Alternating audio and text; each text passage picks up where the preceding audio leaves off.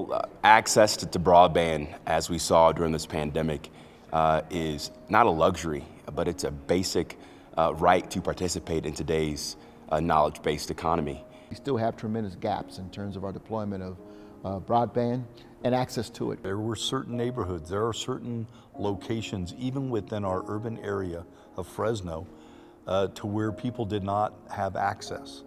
And it is important.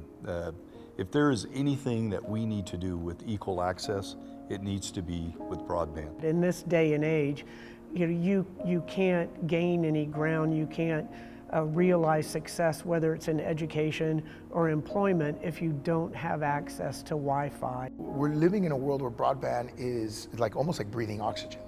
And we need to make sure that everyone can breathe clean air, just like everyone can have a broadband connection.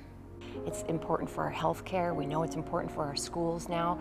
It's the way that we operate, and the pandemic helped to expedite the urgency with which we need to connect our communities to the rest of the world. Even in a city, there are places that have minimal access to affordable broadband. You cannot assume that it's just a rural issue. Obviously, there are service issues and equity issues between urban and rural America, but even within cities, there are very often parts of almost every American city that have been left behind.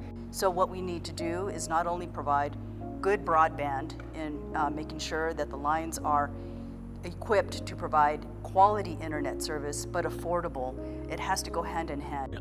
I recognize the broadband question is particularly acute in rural communities, but it is not absent in urban communities like San Diego. We have tens of thousands of residents who are shut out of the internet and all the benefits that come with it. While the headlines tend to be focused on what's happening in rural communities and what we call the middle mile investments, it's really the last mile investments that have the biggest impact. How we can get broadband to low-income families in cities. That's where the largest number of Americans are suffering without access to all the economic, educational opportunities that are provided by internet access. It's going to take, I think, mayors at the local level being the grand convener, right? Bringing those in the private sector together with government together to make this happen.